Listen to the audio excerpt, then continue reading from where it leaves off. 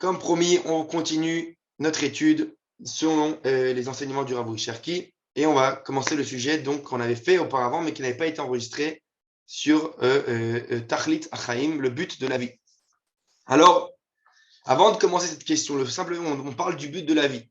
Avant de parler du but de la vie, il faut déjà comprendre une chose, c'est est-ce que si donc, me pose la question du but de la vie, ça veut dire ça sous-entendu qu'il y a un but dans la vie. Donc la question d'abord qui se pose, c'est qu'il y a trois opinions différentes. Est-ce qu'il y a un but dans la vie? Est-ce qu'il y a plusieurs buts dans la vie? Ou alors est-ce qu'il y a zéro but dans la vie? Alors, et on va essayer, par tout simplement une analogie logique, de réfuter les deux opinions selon les trois et en fait en arriver à la conclusion qu'il y a un but dans la vie. D'abord, on va commencer par zéro but dans la vie. Pourquoi c'est pas logique qu'il y ait zéro but dans la vie? Tout simplement, pour une raison, on va dire, morale, logique. C'est que quoi? Imaginez-vous, cette histoire, je la raconte souvent, mais elle est très significative. Imaginez-vous qu'un matin, vous vous réveillez sur une planète totalement inconnue, avec le sable violet, les arbres, ils sont roses, et il y a deux lunes, bref, un soleil vert, etc., etc. Un monde complètement qu'on n'a pas l'habitude, c'est pas le monde dans lequel on a l'habitude de vivre. La chose la plus logique qu'un être humain est censé se poser dans une telle situation, c'est se dire, qu'est-ce que je fais là? Comment je suis arrivé? Pourquoi je suis là? Comment je sors de là? Des questions logiques. Quand quelqu'un qui arrive tout d'un coup dans un univers qu'il a complètement inconnu à ce qu'il a connu jusque-là, il est censé se poser de manière logique ces questions-là. C'est quelque chose, ça veut dire quelqu'un qui ne se pose pas la question, au contraire, il fait partie du domaine d'un fou. Pourquoi tu ne te poses pas la question? Tu te rends pas compte comme ça, t'es arrivé pour rien, tout d'un coup dans un nouveau univers? Donc tu es censé, normalement, quelqu'un de rationnel est censé se poser ces questions-là. Et vous allez me dire, eh bien, cette histoire-là de cette personne qui atterrit dans un monde totalement inconnu, eh bien, c'est notre histoire à nous. Un jour, un beau matin, on s'est réveillé sur Terre. On a vu, il y a une Terre, il y a des arbres qui sont verts, le ciel est bleu, la Terre est marron, etc., etc. Et donc, c'est notre histoire à nous. On s'est levé un matin, on est arrivé sur une planète totalement inconnue. Comme disent les sages, que lorsqu'on était fœtus dans le ventre de notre mère, tous les orifices qui étaient là-bas fermés, ici sur cette terre, ils sont ouverts, et inversement, ceux qui là-bas étaient ouverts, ici sont fermés. Par exemple, le nombril. Là-bas, on mangeait, on se nourrissait par le nombril. On sort de ce monde-ci, dans ce monde-ci, le nombril est obstrué, fermé. Inversement, les yeux étaient fermés, la bouche était fermée, les oreilles étaient fermées. On arrive dans ce monde-ci, les yeux s'ouvrent, la bouche s'ouvre, les oreilles s'ouvrent, etc., etc. Et Renz alze aderer, comme on dit en hébreu, est dans cette voie-là. C'est-à-dire qu'en d'autres termes, on arrive dans un monde totalement inconnu. En tant que fœtus, on arrive dans un autre univers, on ne comprend pas ce qui se passe autour de nous. Et pourtant, eh bien, on ne s'est pas posé ces questions-là. Alors, la réponse logique, pourquoi? Tout simplement parce que lorsqu'on est arrivé ici-bas, on était un enfant, un bébé. Et donc on est arrivé quand on était enfant. Et un enfant, il n'a pas la possibilité intellectuelle de se poser ce genre de questions. C'est pour ça que on a commencé à grandir avec le temps, on a pris le temps et on s'est habitué et on a arrêté de se poser la question. C'est-à-dire qu'on aurait pu se poser la question quand on était enfant, alors on l'a pas fait. Et ensuite, on a grandi quand on a reçu finalement un esprit assez intelligent pour se poser les questions. Puisqu'on s'est déjà habitué depuis notre enfance, on ne s'est plus posé les questions. On a pris tout cet univers qui nous entoure comme allant de soi, comme si c'était évident. Et c'est là la grande question du cerveau. Donc c'est pour ça qu'on va dire, quelqu'un qui a un peu de sens moral, de logique, il est censé se dire, non, ce monde-là, tout ça, c'est forcément qu'il y a un pourquoi. Il y a forcément une raison à tout ça. Donc, c'est-à-dire, en d'autres termes, un but dans la vie. Alors, un ou plusieurs, c'est une autre question. Mais ce qui est sûr, c'est qu'il n'y en a pas zéro. Ça, c'est comment pour réfuter la première possibilité de zéro but dans la vie. Maintenant, pour réfuter la deuxième possibilité, qui est celle de plusieurs buts dans la vie, pourquoi on va réfuter cette école? On va s'imaginer deux choses. Alors, si je ne me trompe pas, il y a une espèce de métaphore, parabole, qui est connue d'un philosophe, je crois qu'il s'appelle Buridan, l'âne de Buridan, si je ne me trompe pas, je crois que j'ai sur Internet. C'est l'âne de Buridan, c'est-à-dire que l'âne, c'est quoi l'image? On le met devant de l'avoine, des deux côtés, à sa droite et à sa gauche, à même distance. Et c'est dans cette parabole, l'âne tellement il ne sait pas se décider entre l'avoine qui est à sa droite et l'avoine qui est à sa gauche, il en meurt de faim. Et c'est donc l'absurdité pour montrer qu'il meurt de faim, il n'arrive pas à se décider. Qu'est-ce que ça vient exprimer cette image-là? Imaginez-vous que quelqu'un il s'est fixé comme but dans la vie, par exemple, on va donner un exemple simple, eh bien, on va dire faire de la collection de timbres et pêcher des poissons. Imaginez que ce soit ces deux buts dans la vie. Eh bien, alors, il va faire toute sa vie, il va aller courir après des poissons, il va aller pêcher des poissons, etc. Jusque-là, tout va bien. Et essayer de rassembler des timbres, d'être un grand collectionneur de timbres et de rechercher les timbres. Mais si un jour, ce qui est très probable qu'il se produise, on va dire au niveau théorique, eh bien, il a la possibilité de récupérer le rare des timbres, le timbre le plus exceptionnel qui soit au monde, mais que ce sera au détriment de pêcher le plus gros poisson de l'univers. Qu'est-ce qui va lui arriver à cette personne? Eh bien, il va être déchiré de l'intérieur. Parce qu'elle s'est fixée pour elle deux buts dans la vie, collectionner les plus rares timbres et d'un autre côté, pêcher les plus gros poissons, les poissons les plus exceptionnels. Et tout d'un coup, il arrive à une situation dans sa vie qu'il est obligé de faire le choix. Ou pêcher le plus gros poisson, ou collectionner le plus rare des timbres.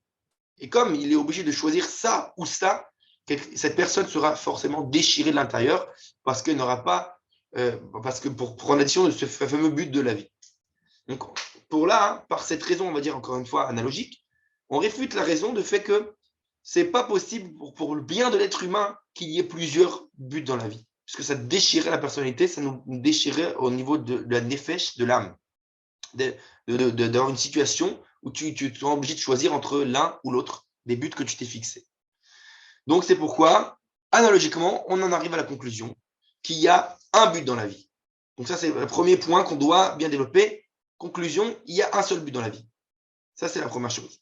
Qui a fixé ça à la halakha? Le Rambam, très connu, le Rambam, dans son fameux livre, les Shmoné Prakim à Rambam, les 8 chapitres du Rambam en introduction au Maxime des Pères, au Perkei Avot, il écrit ça noir sur blanc. On partage tout de suite le texte. Le Rambam. Voilà. Alors, le Rambam écrit comme ça. Sarir à Adam, Sarir à Adam, sheyavid korot nafsho kulam, lefi adaat, kima shigdamnu beperek asher lifnei ze, כפי מה שהקדמנו בפרק אשר לפני זה, וישים לנגד עיניו תמיד תכלית אחת. Regardez bien, j'accentue le tachlit achat. Donc il a dit, il faut que l'homme, il va prendre toutes les forces de son âme, tous ensemble. Pourquoi? Les filles à date, Kifima, donc selon ses connaissances, Kifima, comme il a introduit dans le chapitre précédent, donc il parle donc des fameux 8 chapitres, là on en est au 5e chapitre, il dit qu'il met devant lui, devant ses yeux comme but, comme objectif, Tamid, quoi? Tarlit achat, un seul but. Donc le Rambam fixe, il dit qu'il faut que l'homme, dans ce monde-ci, il ait un but. Ça, c'est le premier point. Ve'u asagat Hashem yitbarach. Ça, on va y revenir par la suite peut-être.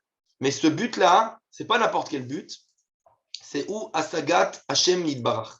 Le but que on doit se fixer, le but, c'est quelque chose de très grand à atteindre, c'est asagat Hashem. Qu'est-ce que veut dire? Alors, littéralement, je traduis par proximité avec Hashem. J'ai envie de dire rendez-vous avec Hashem, rencontre face à face avec Hashem, avec le divin, avec l'infini. Et bien sûr, il continue, Kefi rolet à Adam, selon les possibilités de l'homme. Ça veut dire que ça va être très, très subjectif. Ça va dépendre de chacun. C'est quelque chose qui est très changeant et ce sont les personnes. Il y en a qui ont des grandes possibilités et capacités intellectuelles, d'autres moins. Et chacun selon ses capacités, selon ce qu'il peut, selon ce que Akadosh Baruch Hu lui donne comme cadeau, de manière pour percevoir le divin, eh bien, il faut qu'il utilise son 100% de ses capacités pour rencontrer le Hachem. Et bien sûr, cette rencontre, elle est très, très particulière. Et seulement la Da'at Toto, donc pour le connaître Hachem, la Da'at Toto, et il doit fixer toutes ses activités, toutes ses actions, toutes ensemble, ses mouvements, ou même ses repos, et toutes ses paroles, mais vim les autres pour l'apporter à ce but-là, pour qu'il n'ait aucun de ses actes qui soit vain, que dans sa vie, il ne fasse rien qui ne serve à rien, qui ne porte pas de fruits, qui ne le pousse pas à atteindre ce but, qui ne le tire pas vers ce but-là. Comme il a dit, une seule activité qui n'avance pas vers ce but-là, alors ce serait une activité vaine. Et ça, il dit, c'est le but que toute personne doit se fixer. D'accord? Donc ça, très important. Donc ça, c'est le premier point. Oui, question? Non, juste. Parce que... bah oui, évidemment que c'est pas bon. Vas-y. Non, c'est pas une question. Oui, c'est une question, mais. Non, c'est pas une question. C'est-à-dire que tu dis que tout ce qu'on fait, ça doit être par rapport à. Déjà, c'est quoi le but ultime de la vie? Tu l'as dit ou pas? Alors justement, je ne l'ai pas encore dit. Là, pour l'instant, j'ai juste parlé de est-ce qu'il y a un but, plusieurs ou pas du tout. On a dit conclusion, il y a un but. Pour l'instant, on a dit le but général, Asagat Hashem, proximité avec Hashem, c'est-à-dire la rencontre avec le divin, avec l'infini. C'est ce qu'on a dit pour l'instant. On va développer. Alors, est-ce que ce qu'on fait tous dans la journée, ça c'est un but, on se rapproche d'Hachem? Je crois pas. Alors, on va y arriver, je vais en parler, justement. Pour l'instant, j'ai parlé on va dire, le grand titre général. On va y arriver au niveau de notre vie actuelle de chaque jour. Comment on en arrive là? On va en parler. J'en arrive dans 2 minutes. D'accord? Ok. Alors, voilà. Et donc, premier point, on a dit un but. Ça, c'est le Rambam. On s'est fixé. On a conclu. Maintenant,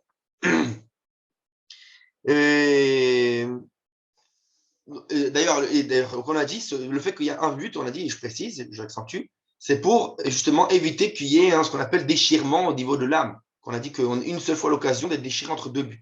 Donc, on a ce but-là qu'on s'est figé. Donc, tout ce qu'on va faire est censé, et on va voir comment, je vais très vite y arriver, mais est censé tourner autour de ce but. C'est-à-dire que tout prend un sens, nos actions prennent un sens si elles sont focalisées vers ce but-là. D'accord? Donc ça, c'est premier point. Maintenant, justement, deuxième point, on a dit quel est ce but, on va dire encore plus développé. C'est-à-dire, c'est quoi exactement sa proximité avec Hachem? C'est quoi exactement? Alors, j'introduis un autre point important, puisque j'ai dit justement la règle générale, le titre, c'est que plus un but, il va être très élevé, on va dire suprême, quelque chose qui a une grande dimension, et bien plus il va englober beaucoup de petits détails. Moins il va être un but, on va dire, qui est élevé, qui a une grande valeur, un grand idéal, et moins il va englober de détails. Il va être plus dans le détail, plus dans le particulier. Et ça, c'est un grand point important. Par exemple, pour qu'on comprenne bien de quoi on parle, si quelqu'un il s'est fixé comme but dans la vie, par exemple, d'être Premier ministre, d'être président, eh bien, c'est sûr que ça englobe énormément de choses. Parce qu'être président, bon, il faut avoir des connaissances dans beaucoup de domaines, a priori, pour avoir ces capacités d'être quelqu'un qui va gérer une nation tout entière. Donc, il va devoir gérer, je ne sais pas moi, toutes sortes de sciences. Il va devoir être assez calé dans beaucoup de domaines. Ou comme par exemple, à l'armée, par exemple, un Mefaked, celui qui est Mefaked, le commandant, il doit connaître les différentes armes particulières de chacun de ses soldats. Il doit avoir une connaissance, on va dire, générale de tout ça. Et par exemple, on a encore un autre exemple classique, le médecin général, il doit avoir une connaissance générale des différentes spécificités de chaque, on va dire, branche de la médecine, etc. Ça veut dire que c'est exactement plus on est dans un but élevé, quelque chose qui est général, et plus ça englobe énormément de choses. Et plus, donc, ça veut dire que c'est grand. Plus un but, il est très élevé, très idéal, plus il englobe énormément de choses en dessous de lui. Et comme j'ai dit, le fait qu'on a parlé de Asagat Hashem, donc de proximité avec le divin, puisque le divin, Akadosh Baruch Hu, c'est l'infini, eh bien, c'est le but le plus élevé qui soit. Donc, forcément, la date et Hashem, connaître Hashem, ça englobe énormément, ça englobe en fait tout. Puisque Akadosh Baruch Hu se dévoile dans l'infini, dans le tout, dans le fini, dans ce monde ici. Donc, forcément, tout ça, ça englobe en fait énorme, ça englobe l'infini. C'est-à-dire que Akadosh Baruch Hu va se dévoiler dans tous les domaines de la vie. Tous les domaines, quand je dis, et alors on le dit souvent dans la Torah du Rav Kook, ça englobe pas que dans le religieux, spirituel, mitzvot et Torah, mais dans tout, dans ce monde-ci, dans les sciences, dans les technologies, dans l'économie, la finance, dans l'armée, dans la politique, etc., dans l'art, dans la culture, tout ça, tous ces domaines-là qui paraissent a priori, si on les détache de ce but vain, en plus, et aucun rapport avec le but de dévoilement divin, Ah bah, en vrai, eux aussi doivent servir pour la date Hachem, pour connaître Hachem. Et là, pour exprimer cette idée, j'amène une deuxième source du Talmud, dans le traité de Choulin, dans ma série de Choulin, une histoire connue. Je vais vous la montrer tout de suite. Histoire connue. Hop. C'est la deuxième source, ma série de Choulin. Alors, nous dit la Maseret Choulin, il y a une histoire. Amrale Yalta le Rav Nachman. Yalta, elle lui dit à Rav Nachman. Donc, Yalta, c'était une femme qui est très intelligente. Elle a dit à Rav Nachman, mais qui dit Kol de Asar lan Rachamana Sharan la Kevate.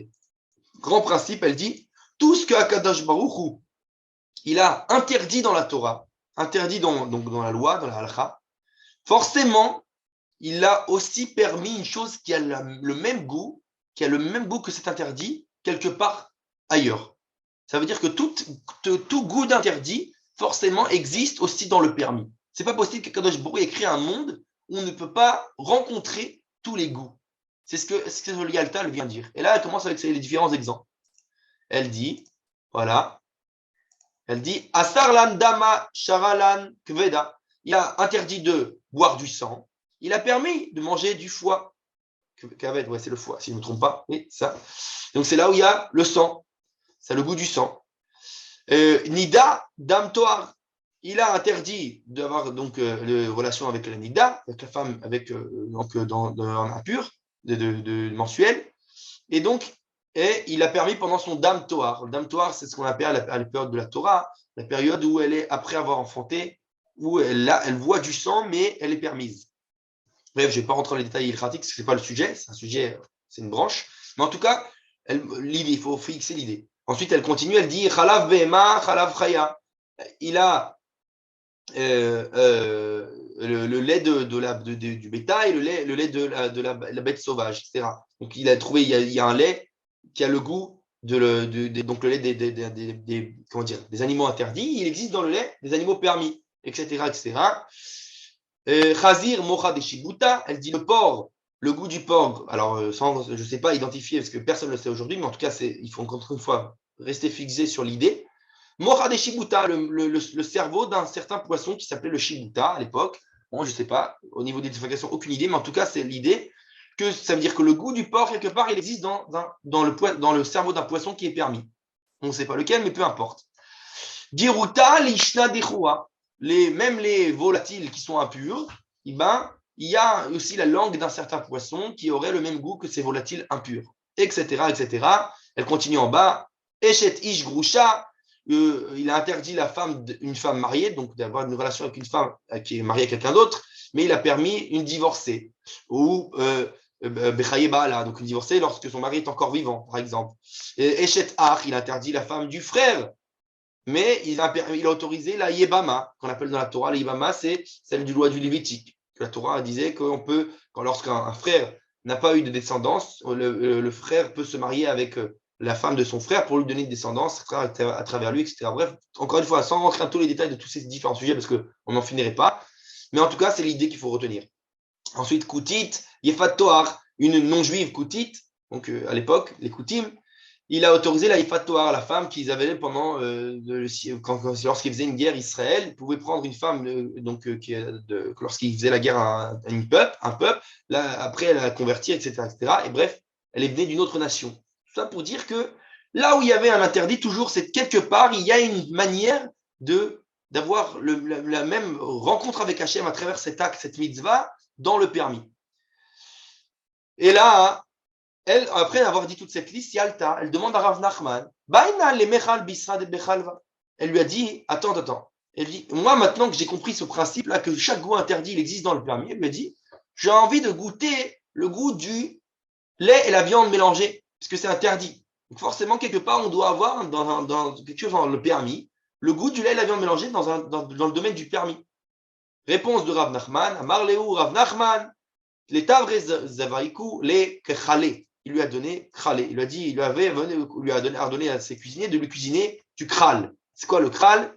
Alors, en français, je crois qu'on dit là où on traite la vache, comment on appelle les mamelles de la vache, je ne sais pas comment on dit en français. Eh bien, c'est le kral. Il lui dit, tu sais, elle peut manger du kral si tu manges du kral, tu vas te le cuire de la manière permise, bien entendu. Alors, sans rentrer dans les détails si aujourd'hui c'est permis ou pas, parce qu'encore une fois, c'est un autre sujet. En tout cas, l'idée est là, qu'elle lui dit, ah voilà, tu vas goûter le kral, les mamelles, il y a là-bas le goût et à la fois de la viande, à la fois du lait, et c'est permis. C'est ce que lui dit Rav Nachman. Donc, en fait, pourquoi je ramène cette Gemara? Tout ça pour dire, il faut bien retenir ça, que l'idée, elle est que, l'idée, elle est quoi? Hop. Excuse-moi. Voilà. L'idée, c'est que, voilà, pardon, j'ai un petit souci avec le texte. Voilà.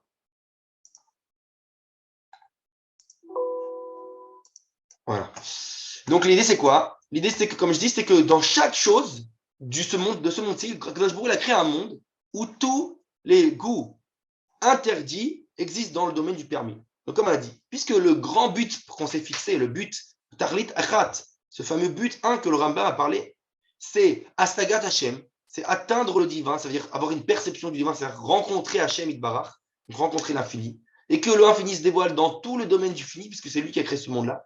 Donc forcément, dans chaque dimension de ce monde-ci, il y a une possibilité de rencontrer Hashem, de le connaître Hashem. Et donc d'où l'idéal de Yalta, qui était de trouver cette permission, cette rencontre, le goût de chaque chose dans le permis. Elle dit, c'est pas possible qu'il existe un seul goût où je peux pas là-bas rencontrer Hachem à travers ce goût-là. Donc le goût de chaque acte, au goût au niveau de culinaire ou autre, tout acte. Dans chaque acte, il y a une expérience, une chavaya, comme on dit en hébreu, de vie que je dois vivre, et à travers cette expérience, je rencontre l'infini, Hachem Itbarach. Et donc, on va dire que ce but 1, il englobe tous les autres. C'est un point très important. Maintenant, à ne pas confondre, et comme on l'a dit, j'ai précisé tout à l'heure, on a bien parlé que le but 1 dont le Rambam parlait, c'est bien Astagat Hashem, c'est-à-dire rencontre avec Hashem, et il n'a pas parlé de Avodat Hashem. Ça, c'est important. C'est quoi? Parce qu'on a tendance à croire, souvent, que l'essentiel d'un juif, un juif, ce qui lui incombe, c'est l'Avodat Hashem, c'est le service du divin, c'est-à-dire faire des actes pour Hashem, les mitzvot, la Torah, etc., etc. Eh bien, le Rambam insiste que non. Il ne faut pas se tromper. Pour le Rambam, les mitzvot, avodat Hashem, le service au niveau actif, c'est un moyen pour connaître Hashem. Mais ce n'est pas le but. Le but, c'est asagat Hashem. C'est percevoir le divin, rencontrer Hashem. C'est-à-dire que tous les mitzvot, elles doivent être le moyen pour arriver à cette connaissance d'Hashem. Donc, comme on a dit, ces actes-là, elles sont une expérience vécue pour connaître, pour rencontrer le divin. Et non pas le but en soi. Il y a un verset très connu que j'ai rapporté ici oralement qui exprime cette idée, que le Ramaharal d'ailleurs explique ça, qui ner mitzvah vetorah or. Il dit parce que ner mitzvah, la bougie c'est la mitzvah, et la Torah c'est or, c'est la lumière. La Torah, on l'a dit, c'est Dvar Hashem, c'est la parole divine. Donc le but c'est de parler à Hashem, le but c'est rencontrer Hashem. Donc on a besoin de ça. De la bougie c'est pas elle qui amène la lumière, c'est le moyen pour apporter la lumière. Donc la mitzvah, qui est comparée à la bougie, est le moyen pour amener la lumière, qui est la Torah, qui est le Dvar Hashem, la rencontre avec Hashem. Donc encore une fois, les mitzvot ne sont pas le but, elles sont le moyen pour arriver à la connaissance du divin. Ce qu'on appelle aussi dans d'autres termes Da'at Elohim, la connaissance avec l'infini. C'est une notion de Kabbalah. Donc c'est important. Et maintenant, et voilà, le Rambam dans les Hilchot, dans le livre, ce fameux livre de Halakha du Mishneh Torah, il parle beaucoup ça dans les Hilchot Yesodei HaTorah, donc les fondements de la Torah, des différents, on va dire, moyens, pas moyens, pardon, des différents buts qu'on peut se mettre intermédiaires pour arriver au but final qui est la Asagat Hashem. Mais surtout, ce que je veux accentuer, c'est qu'il conclut et il nous explique un point important, le Rambam, dans les Hilchot Teshuvah, à la fin, après tous les Hilchot Yesodei HaTorah. Je vais ramener ce texte tout de suite. Regardez bien. Il nous dit comme ça le Rambam. Le Mishneh Torah, il dit Davar yadoua ou barur, she'en ha'avat hakadosh baruch hu niksheret belibo shel adam ad she'yishge ba tamid karaoui ve'yazov kol ma shebaolam chutz mimena. Regardez bien. Il dit une chose très connue et claire, que l'amour d'Akadosh baruch hu, elle ne peut s'attacher au cœur de l'homme que lorsqu'il est tout le temps, il n'oublie pas de son esprit, c'est fixe dans sa tête, que ce soit son but, il est tout le temps là, il pense tout le temps à ce but-là, tout le temps il est focalisé sur ce but. Il dit, Karaou, comme il se doit, et il dit, Veyazov kol ma shebaolam chutz mimena. Et il doit abandonner tout ce qu'il y a dans ce monde-ci, abandonner en dehors de ce but-là. Quand on dit, ça ne veut pas dire qu'il faut se détacher du monde, parce qu'on a dit que finalement, comme c'est le but le plus élevé, c'est à travers l'attachement à ce monde que je vais aussi arriver à ce but-là. Mais justement, il ne faut pas transformer l'essentiel et l'accessoire. C'est-à-dire que ce monde-ci est un moyen pour me lier à Hachem. Mais le but, il ne faut jamais que je le perde de vue, me lier à Hachem, à travers tous les degrés matériels de ce monde, etc., même spirituels. Comme on dit tous les jours dans le Shema Israël, qui dit, comme on nous a ordonné, Bechol Evavcha de tout ton cœur, les sages disent avec ton Yetzera, avec ton Yetzeratov, c'est ça le Bechol Evavcha, Bechol Nafshecha, il dit de toute ton âme, avec toutes tes forces, de toutes les mesures, comment dire, prêt à donner ta vie pour lui. Tu dois tout le temps te fixer ce but-là. Et donc il n'aime Kadosh Baruch Hu que dans le but de le rencontrer, cette rencontre, ce mifgash en hébreu. Une rencontre, un rendez-vous, comme on dirait, un date entre toi et l'infini, et le Kadosh Baruch Hu. Et comme on l'a dit, ça c'est le Rambam très, très connu chez le Rambam, plus il va avoir des connaissances, quand tu as connaissance dans le sens plus large du terme, cette rencontre, cette ravaya, plus son amour va être grand envers Hachem. Donc, plus il va connaître beaucoup de dimensions de ce monde-ci, plus il va revoir son amour d'Hachem grandir. Ça c'est très grand principe du Rambam, c'est pour ça qu'il disait que c'est important de connaître par exemple, les prodiges de la science, les prodiges du monde de la nature, parce qu'à travers la nature, tu rencontres Hachem, tu vois les beautés de la nature humaine, dans toutes les sciences, comment Dieu a créé un monde si complexe, si magnifique et si détaillé. Chaque détail, on voit la providence d'Hachem. Donc il dit, plus je vais avoir du savoir dans ce domaine-là, plus ça va me rapporter, rajouter de la Havat Hachem, de l'amour d'Hachem. Mais ça aussi c'est important, et c'est pour ça que, comme on a dit, ce but 1, mais qui peut avoir plusieurs branches, il faut qu'il prenne toutes ces forces qu'il y a en lui, toutes ces multiplicités-là qu'on a dit qu'il y a dans ce monde-ci, et les Yached Atzmo. Il doit tout ça réunir, focaliser sur le but 1. La vin la skill bechorma tout vunot. Et donc, même, allez, ça va prendre, on a dit encore une fois, puisque comme c'est un but qui est très, très élevé, donc ça doit englober énormément de domaines. Donc, il dit, les avin pour comprendre, les askil pour essayer, on va dire, de digérer, bechorma par la sagesse, vitvunot par les sortes d'intelligence, modimlo, tout ce qu'il découvre. Et kono kefi koach sheesh ba'adam, les avin velasig. Donc, il doit, comme ça, connaître son créateur, comme le point qu'on a dit tout à l'heure, mais qu'on répète, selon ses capacités, sa force à lui, qu'il a en l'homme de comprendre et de percevoir les choses. Parce que on est très différents les uns des autres à ce niveau-là. Notre force de perception est très différente, très particulière, individualiste chez chacun. C'est subjectif, voilà, c'est le terme exact. Comme il a expliqué plus tôt dans l'Ichot Yesodei HaTorah. Donc ça, c'est un très très grand principe. Je vais arrêter de partager, voilà.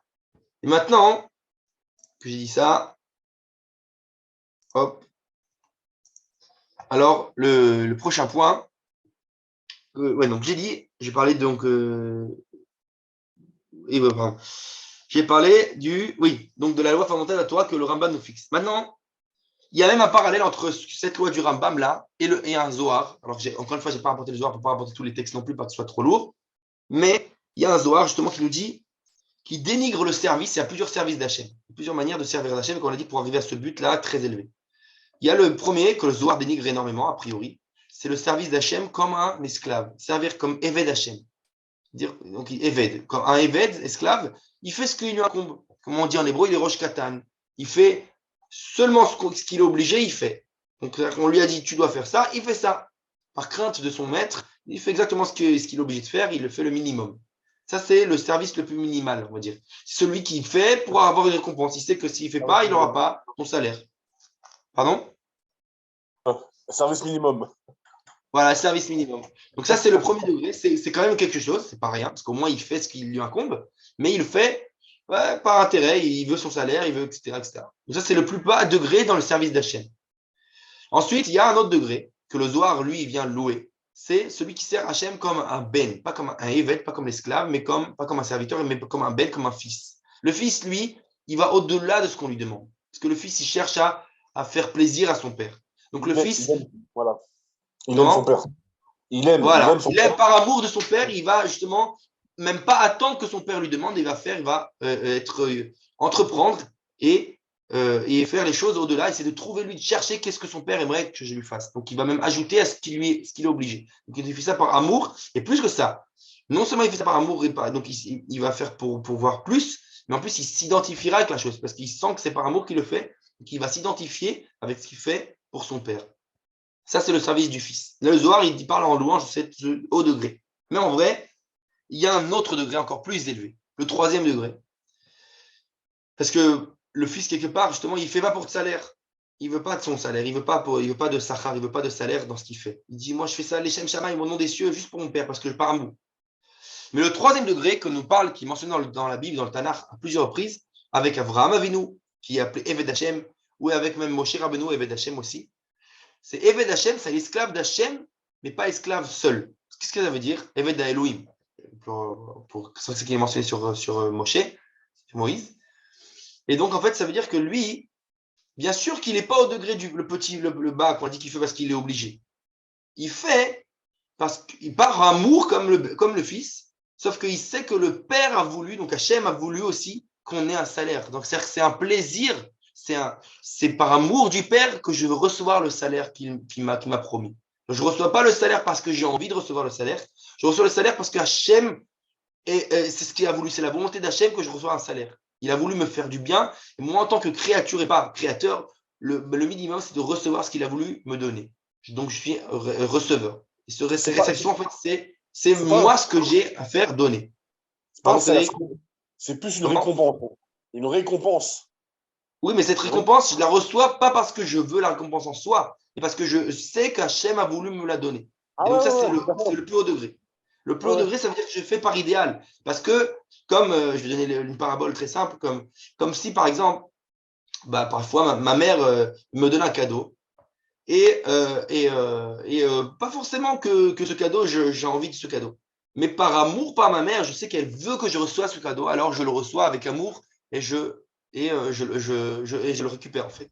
Et donc, ça, c'est un acte d'amour. C'est extérieurement c'est comme si je recevais, mais en fait, intérieurement, c'est moi qui donne.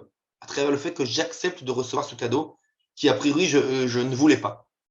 Donc, c'est ça, un acte d'amour suprême. Donc, le Eved Hashem, au niveau de Moshe, ce haut degré-là, de recevoir, mais parce que Hachem a voulu me donner. Donc, en fait, je donne à travers le fait que je reçois. D'accord? C'est un très, très haut degré. Et d'ailleurs, le Zohar... Pardon? J'ai une question. Comment tu fais pour accepter avec amour? Comment tu arrives à mixer les deux? Accepter avec amour. Comme on l'a dit, parce que si tu sais que ça vient tu sais d'où vient l'adresse, c'est que la personne qui te le donne, tu aimes. Donc tu acceptes, même tu sais que c'est pas pour toi, mais c'est que la personne veut te donner d'un don d'elle-même. Donc le minimum, si tu l'aimes, c'est d'accepter. À travers ton acceptation, en fait, tu montres ton attachement à la personne. En fait, que tout.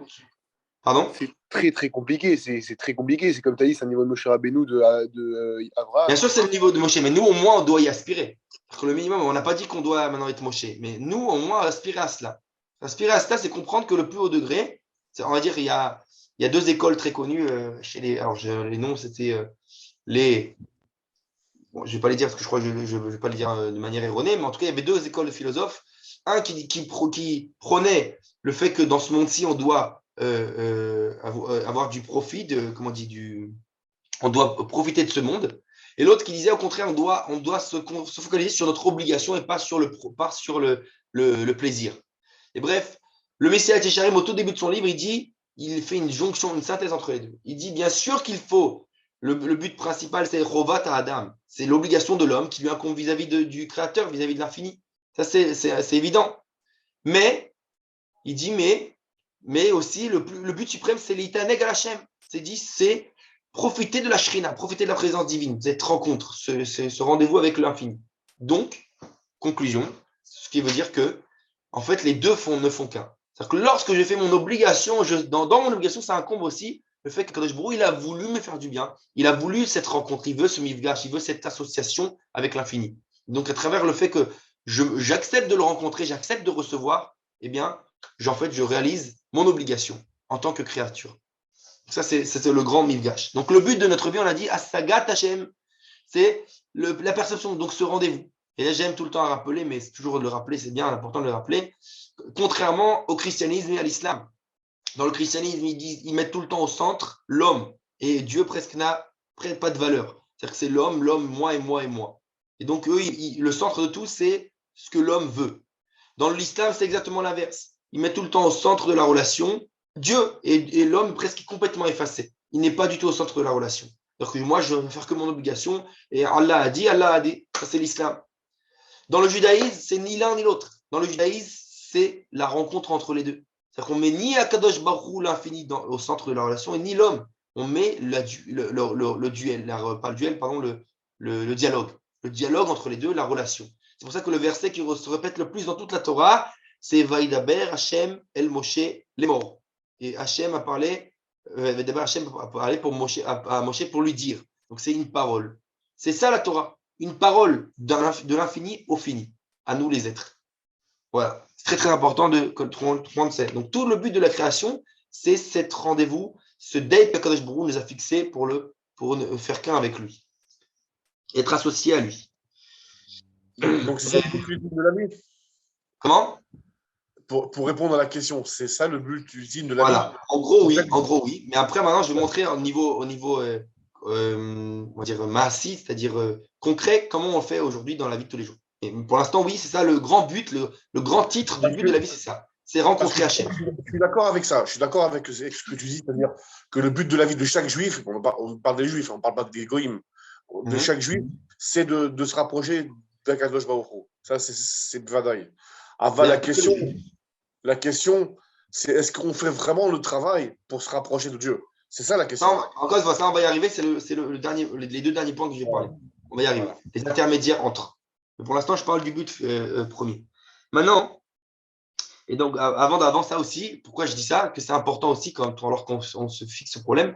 Le danger souvent, c'est qu'il y a des gens qui sont des robots de la halakha, qui font le Shulchan Arour. La halakha, elle dit ça, je suis devenu un robot de la loi. Je fais exactement ce qui m'incombe et je suis que dans le côté obligation.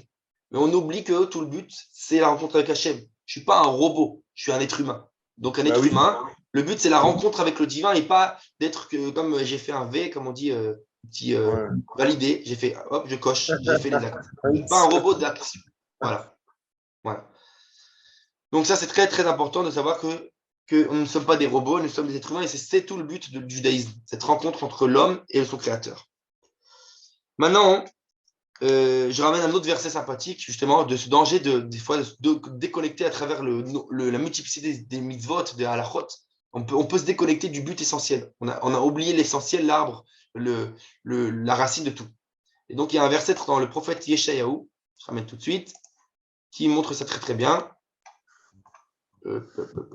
Yes, voilà. Ok. Voilà. Et le prophète Yeshayahu dit comme ça. Donc il dit la parole d'Hachem était pour eux, quoi. C'est ceux qui sont déconnectés en fait de la véritable parole d'Hachem. Tzav, les tzav, les tzav, kav, les kav, kav, les kav. Qu'est-ce que ça veut dire? Donc il dit comme ça.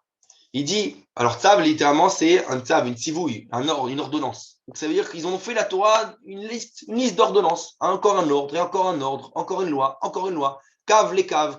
Il dit un cave, c'est une ligne, une courbe, une droite. On n'a fait qu'une succession d'une liste. Une liste de choses qui nous incombe de faire. Il avait dit, le prophète, il vient de critiquer ça. Zer sham, les man, il dit, ils sont chutés par ça. Achor, ils sont retournés en arrière. Benishbaru, benokshu, benilkado. Et ils sont enfermés de leur, on va dire, leur fait qu'ils ont figé la halakha dans une liste, dans un cadre. C'est ça le grand danger. Il dit, lorsque tu t'as fixé, tu t'es figé que sur ces détails-là, une liste de détails, tu as complètement oublié l'essentiel. Tu t'es déconnecté de la proximité avec Hachem, etc. Il y avait un jeu de mots comme ça de Manitou, très connu en français. C'était le fait que, par exemple, tous ceux qui vont dans les piles poulim des lois de la cache-route, donc les lois pour manger cachère, il dit, le jeu de mots, il disait, le Manitou, il disait, il faut faire attention que la cache-route ne cache pas la route. C'est-à-dire que souvent, à force d'être dans les détails, dans toutes ces longues listes, il dit, il faut faire attention qu'on n'oublie pas l'essentiel, on n'oublie pas le but, l'ultime. c'est la rencontre avec Hachem. Donc, il faut faire très, très attention lorsque on vient être quelqu'un d'actif dans les lois, dans la halakha, de ne pas oublier l'essentiel, le cœur, s'il y a la proximité avec Hachem. Ne pas être des robots.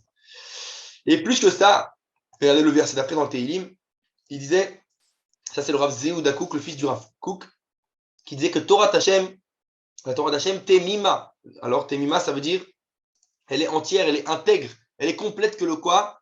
Il dit, ça veut dire quoi? C'est que lorsque la Torah, elle est Temima, elle est complète, donc elle est générale, qu'elle englobe le tout et qu'elle n'est pas dans le détail, qu'elle ne reste pas coincée dans chaque détail, déconnectée de l'ensemble, alors qu'elle peut être Meshivat Nafesh. C'est lorsqu'elle est Temima tout entière et intègre toutes les parties d'elle-même, alors elle peut être ramenée à Meshivat Nafesh, c'est-à-dire ramenée à cette, on va dire, paisibilité de l'âme, à son entité première.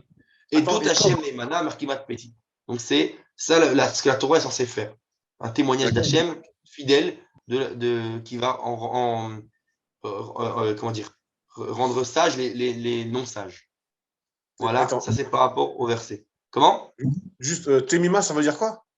Temima, alors Tamim, en général, on dit quelqu'un de simple, mais c'est aussi en hébreu, Tamima, c'est intègre, entière, complète.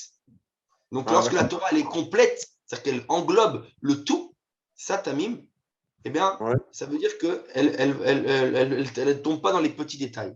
C'est ça le grand important, très important. Grande importance de la chose. Et maintenant, et là, j'arrive à un troisième point. Il nous reste 20 minutes. Troisième point, c'est quoi? C'est que, on a dit justement, j'ai dit, on s'est fixé un but. Ok, on a compris, un but. C'est Asagat Hachem, la rencontre avec Hachem. Mais le Rambam lui-même, alors là, je n'ai pas rapporté le texte cette fois, mais lui-même, il fait toute une liste là-bas dans le Shmoné Prakim, dans les fameux 8 chapitres.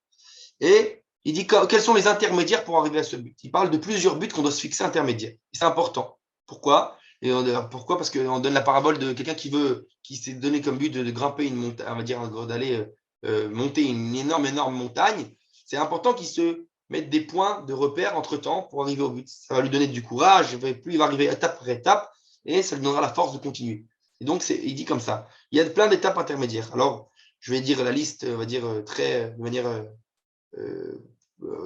manière courte, de manière rapide.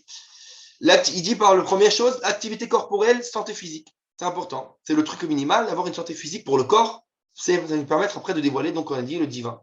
Premièrement, manger sainement, tout ça, c'est important parce que grâce à ça, je vais pouvoir faire servir Hachem et avoir une connaissance d'Hachem de manière comme il se doit. Si je ne suis pas en bonne santé, je ne pourrais pas vivre ma vie pleinement et donc rencontrer Hachem comme il se doit. Deuxième chose, il parle la parnassa. Il dit, c'est bien sûr qu'il faut que j'ai de l'argent, il faut que j'ai des revenus. Parce que c'est quelqu'un qui est pauvre, on dit que les sages disent le pauvre est comme mort. Pourquoi? Parce qu'il n'a pas de possibilité de rien faire en ce monde-ci. Sans argent, sans rien, tu ne peux rien faire. Tu ne peux pas être dans le monde de l'acte. Donc finalement, tu ne pourras pas rencontrer Hachem à travers telle ou telle action. Donc il faut quand même il faut des possibilités matérielles de pouvoir agir. Donc pour ça, il faut de l'argent. C'est pour ça aussi que les sages ont dit, Bechol, quand on a dit dans le chemin Israël tout à l'heure, ils disent les sages, Bechol meodecha, de toute meodecha, et une des avis des sages disent, c'est de tout ton argent. Tu dois servir à Hachem de tout ton argent. Toutes tes possibilités, même financières. Ensuite, il y a la sagesse, le savoir, un des buts intermédiaires. Il faut essayer de connaître au maximum, apprendre, énormément apprendre de ce monde, apprendre de tout. La sagesse dans tous les domaines, dans le domaine de la Torah, dans le domaine de tout, même du profane. C'est important parce que justement, on a dit que grâce à la science, grâce à toutes les sciences et les sagesses qui existent, je peux enrichir ma Torah. Et ça va enrichir véritablement la Torah. Et le quatrième point dont il parle, c'est l'esthétique, ce qu'on appelle la matière, la forme. C'est important aussi, la forme dans laquelle je vais formuler mes choses, toutes les buts intermédiaires qu'on s'est fixés, la forme dans laquelle on les présente, l'esthétique. Parce que, encore une fois, ça c'est les sages, on dit ce principe que, comment c'est là-bas? Ishana'a, Ishayafa Dirana, et bref, en tout cas en français, ça veut dire comme ça. C'est un grand appartement, des beaux outils, des beaux meubles, et une belle femme, ça élargit le da'at de l'homme, ça élargit les connaissances de l'homme. Pourquoi? Parce que quand l'homme il est dans la shalva, donc on dit la paisibilité, et ben, il a ce qu'on appelle en hébreu le yishuv da'at. Il peut réfléchir de manière posée. Tout le monde sait, voilà, par exemple, ceux qui font le bac, eh bien, que lorsque tu es stressé, que tu penses, tu es concentré sur autre chose, des galères, que ce soit financières, que ce soit dans tous les degrés du terme, eh bien, tu n'auras pas le Yishuv Da'at, c'est-à-dire que tu ne seras pas assez concentré sur ce que tu dois faire maintenant. Donc, pour avoir Yishuv Da'at, il faut réunir tous les outils nécessaires autour de nous dans la vie de tous les jours, et ça comprend aussi l'esthétique. Avoir une vie, des beaux paysages, ça me donne la paisibilité dans l'âme et donc finalement aussi dans la connaissance. Donc l'esthétique a son importance aussi. Et ensuite, il parle de l'humour. Il dit aussi l'humour, c'est important. L'humour, c'est ce qui donne parfois le menuchat hanefesh, c'est-à-dire le repos de l'âme. L'âme, elle a besoin de faire cette petite pause qui la réoxygène. Lorsqu'on est trop sérieux dans un sujet, parfois on perd le sens de la chose, ça devient quelque chose de sec et on se détache de la chose. L'humour, ça permet de relâcher l'atmosphère, d'être paisible, d'être zen. Et lorsque tu es zen, tu prendras, encore une fois, tu vas avoir ton étude beaucoup plus posée. Donc, tu pourras plus te focaliser sur le but que tu t'es fixé. Donc, tout ça, c'est des buts intermédiaires qu'il a dit qu'il faut se fixer. Il ne faut pas oublier. Et il fait allusion à une autre chose qui est plus profond et qui est très difficile à dire parce qu'au niveau éducatif, c'est dangereux. C'est le fait que aussi savoir voir la main d'Hachem dans le mal, dans les choses mal, dans le mal qu'il y a autour de nous dans le monde. C'est très dur. C'est un sujet à part entière, c'est un sujet à faire. Mais en tout cas, ne pas l'oublier. Savoir qu'à posteriori, bien sûr, ce n'est pas a priori, a posteriori, même à travers le mal, Hachem se dévoile. Même après sur les choses qui nous font du mal, dont on souffre, beaucoup de choses qui sont le mal par excellence, Hachem va se dévoiler à travers ces choses-là a posteriori. Ça veut dire qu'on ne veut pas ça a priori, on ne veut pas les souffrances, on ne veut pas tout ça, on ne demande pas tout ça. Ni leur salaire d'ailleurs. Mais lorsqu'elles viennent, il faut les accepter avec amour. Lorsque c'est déjà là, c'est devant nous, c'est déjà produit, il faut accepter avec amour parce qu'à travers ça, Hachem va se dévoiler malgré tout. Ça, c'est tous ces degrés-là pour arriver à la connaissance d'Hachem. Donc, à travers nos galères quotidiennes, chacun de nous, toutes les souffrances que chacun va subir, eh bien, on peut rencontrer Hachem. Ça, c'est tout le secret du livre de Iyov, Job en français. Le livre de Iyov, il parle des souffrances qu'il a subies, Iyov. Il a subi des grandes galères, il a perdu tous ses enfants, toute sa parnassa, il est devenu malade, etc., etc. Et en fait, c'est qu'à travers le fait qu'il va refuser d'être consolé par tous ses amis, pour toutes sortes de raisons théologiques, religieuses, appelez ça comme vous voulez. Le fait qu'il a refusé toutes les explications qu'on a essayé de lui expliquer, le pourquoi de ses souffrances, finalement, grâce à cela, il va avoir une rencontre directe avec Hachem. À travers ta souffrance, ce qu'on appelle le Esther Panim, quand Hachem te cache sa face, ça c'est ce monde-ci, comme disait Manitou, mais il y a le Afilu Ba'astara Shevetorah Astara. C'est un chant de Rabbi Nachman très connu. Même dans le Esther du Esther, dans le cachet du cachet. Donc quand tu es voilé après voile, c'est-à-dire le mal du mal, tu es en plein milieu de ta grande souffrance, tu es en train de souffrir. Là-bas, Nimsa Hachem Itbarach, se trouve Hachem Itbarach, tu peux rencontrer Hachem à travers ta souffrance. Quand tu es en pleine détresse, là-bas, si tu as, on va dire, assez d'humilité pour le percevoir, et avec beaucoup de recul aussi, tu peux percevoir Hachem. Moi, je sais que personnellement, c'est arrivé, toujours je le dis, avec mon divorce au niveau individuel. C'est arrivé, je pense, avec le retrait de Gush Katif, donc de Gaza, pour beaucoup de personnes en Israël qui ont été rejetées de là-bas. Et c'est arrivé pour le peuple d'Israël avec la Shoah, et c'est arrivé avec la destruction du temple, etc., etc. Ça arrive à beaucoup de dimensions. Le fait que lorsque on ne comprend plus rien, on reçoit une claque par, entre guillemets, on ne comprend plus les desseins divins. Ça, c'est le Esther Panim. Mais là-bas, on peut rencontrer Hachem, on peut arriver à des dévoilements, une rencontre avec l'infini beaucoup plus profonde, beaucoup plus élevée. Ça, c'est très important. Et enfin, pour finir, il nous reste quelques minutes, je vais finir avec le fait que nous dit donc le Rav ici dans le livre qu'il y a donc 3 sortes de personnes. De manière générale, il y a 3 sortes de personnes. Il y a les personnes qui sont les chercheurs de kiff, les chercheurs de plaisir. Les gens qui cherchent toute leur vie à kiffer, le plaisir. C'est beaucoup la culture occidentale d'aujourd'hui. Comment dire en hébreu, t'as Sechaim, kiffe la vie, etc., etc. Ça, il y en a beaucoup. Le profit, comment kiffer la vie. Et comme il dit, c'est que le problème de ces personnes-là, c'est que ils sont trop tirés vers le corporel, le naturel, donc les plaisirs naturels. Et donc finalement, ils sont presque pas très différents de l'animal. L'animal, il est que autour du matériel, pas au-delà. En hébreu, Behema, donc le bétail, l'animal, eh bien, c'est Bema. Il n'y a que ça. Que ce que tu vois là, c'est un morceau de viande, de la chair, pas au-delà de ça. Il n'a pas de degré d'âme de l'être humain, il n'a pas la possibilité de parler avec Hachem, le dibour, etc., etc. Donc, c'est important de comprendre ça. Et ensuite, il y a d'autres types de personnes, c'est les gens, les pragmatiques, on va dire, je vais les appeler comme ça. C'est ceux qui cherchent l'utile, le pratique pour eux-mêmes. Eux, on peut les appeler Adam, l'homme. C'est des êtres humains. Ceux qui cherchent le pratique. Qu'est-ce qui me donne qu'est-ce qui est pratique pour moi? Qu'est-ce qui est l'utile? Ils cherchent l'utile. Alors eux, ils ne sont pas comme l'animal, ils sont comme l'homme. Ils cherchent on va dire, ce qui est logique, rationnel, l'entendement humain. Donc eux, ce sont des personnes qui sont proches de la dimension humaine de l'être humain. Et la troisième, et en fait, ça c'est ce qu'on nous demande à nous, en tant que juifs, d'être, et même certains non-juifs qui seront chassidim motorhom pourraient l'être, c'est ceux qui peuvent se lier à quelque chose de beaucoup plus élevé. C'est ceux qui vont en fait comprendre que pas seulement les choses utiles, être pragmatiques, c'est comprendre en dire que tout ce qui nous arrive, toute chose, et tout ce que je vis, tout ce que je subis, eh bien, c'est pour rencontrer Hachem. C'est différentes formes de rencontre avec le divin. C'est par exemple mes sentiments, tout ce que je vais percevoir, mes rencontres, et même les paroles, tout ce que je vais entendre, et les choses que je vais découvrir, que je vais découvrir dans ce monde-ci au niveau esthétique. Et tout ça, tous ces degrés-là dans la vie, même, même l'humour, à travers tous ces degrés de cette vie, je vais rencontrer Hachem. C'est quelqu'un qu'il faut avoir une écoute très, très, très attentive pour cela. Il faut avoir cette humilité-là, savoir essayer de chercher Hachem dans tout. Ça, c'est une grande humilité. Là, c'est comme ça que je vais me fixer ce but-là, cette rencontre avec Hachem, avoir ses yeux, mettre ses lunettes-là on va dire, du rencontre avec. Et donc, une personne qui fait ça, il est limite appelé, comme il dit, c'est pas les limites, c'est comme ça qu'il est appelé dans les versets, Elohim, Dieu lui-même. Pourquoi? Parce qu'il se rencontre avec l'infini. Il arrive à percevoir l'infini dans chaque chose. On dit dans le verset, si je me souviens bien, Elohim kulchem, je ne sais plus exactement le verset entier, mais en tout cas, il nous appelle Elohim. Vous êtes Elohim, il dit, vous êtes Dieu.